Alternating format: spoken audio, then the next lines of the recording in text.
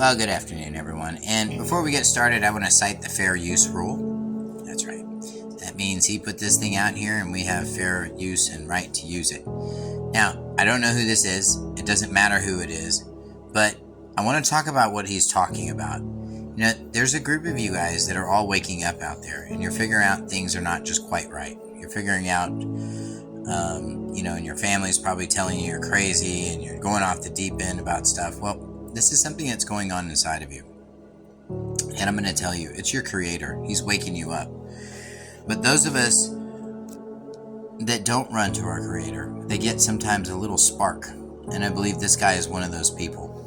And you get like a little bit of spark of truth and it just blows your mind. And you know what I mean? All you can do is you're just in that area and you stay there. And the problem with that is that you don't grow.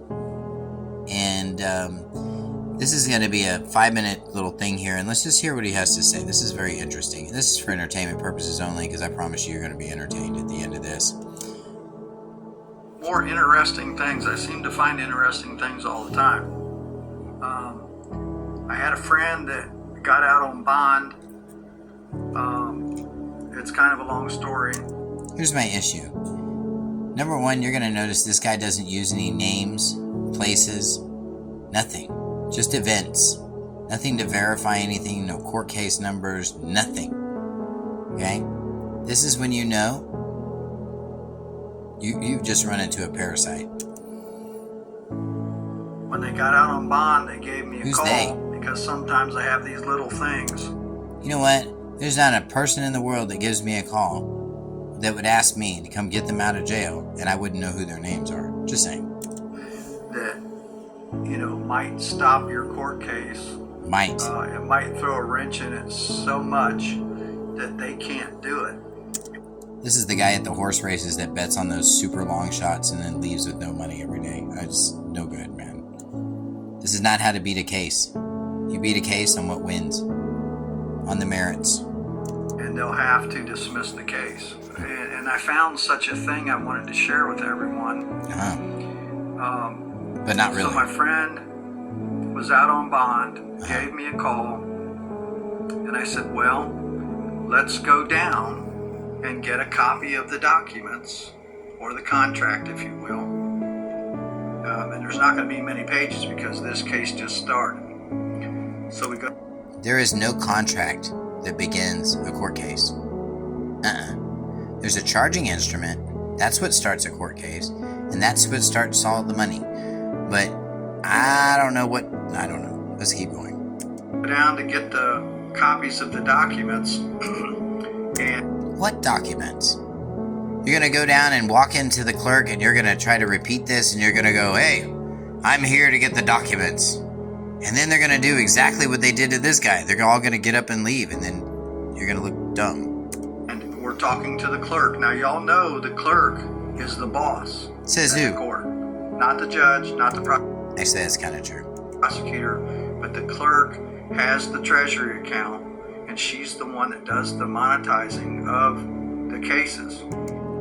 That's a big fat no. The prosecutor is actually the one that monetizes all the cases, and he's actually the head banker, if you really want to know.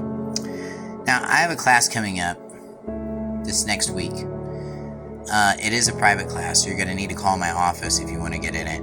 There's 2 seats available. That's it. We're going to be covering UCC and trust, but we're also going to be covering how to set up your platform for discharge. I don't know what this guy's doing, but anyway, I just thought I'd plug that in.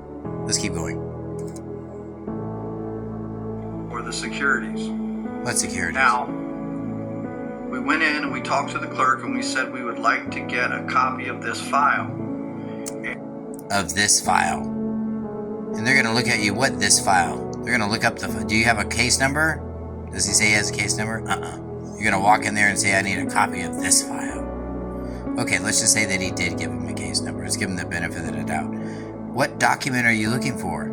The file. Do you see how this is not going to play out good? You're going to look silly. And as she's giving us copies, we're looking at the documents to make sure that things aren't missing. And how would you know if things were missing or not missing? you would have to know all the court procedures. You would have to know every procedure that is that they would have to put into place before they could get an indictment or whatever they're doing. Like the information on the case, whatever it may be. But notice he's not talking about any of that. Probably because it's story time. Or things are signed and swore to and things like that. Now, what we discovered... Now, if you walk in there and act all vague and say, yeah, I'm looking for things that are signed and sworn to and checking to make sure nothing's missing, how would you know if anything was missing? I think I see something missing here, but we're not going to do that. Let's keep going. There was pages missing.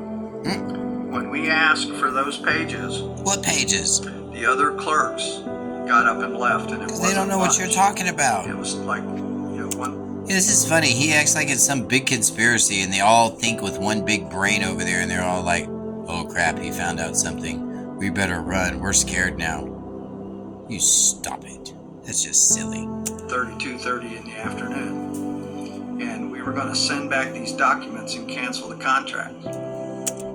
And what court case has that ever worked on? So you get a copy of the documents, and then you're going to send them back to the court. What criminal procedure, what civil procedure would allow that to happen? I'm going to tell you, here in the great state of Texas, they might send you down for a psych eval if you say something like this. Don't do that. Let's keep going. Well, in the middle of that, we discovered documents were missing. And how'd you know they were missing? For the documents, the clerk was really, really nervous, you could tell. We get out of there, and then when the court hearing happened, the clerk admits the documents are missing. And why would the clerk admit unspecific documents are missing? Just because you said so. How come you don't know what they are? Because it's story time. This is what we got to be careful of, you guys. Really, really, really. I hope you guys see it. He's low on medication. Maybe. Therefore, there's big errors in the case. Otherwise... Anytime there's a big error in the case, you should be able to name that error, like breach of speedy trial. Things like that. Let's keep going. The clerk is guilty of a felony because the clerk houses the documents and is the document custodian. And they can lose their jobs and go to prison. It's a 5-year sentence. It's a 5-year sentence for what? Do you see how vague he's speaking? See how he's not really talking about anything in particular?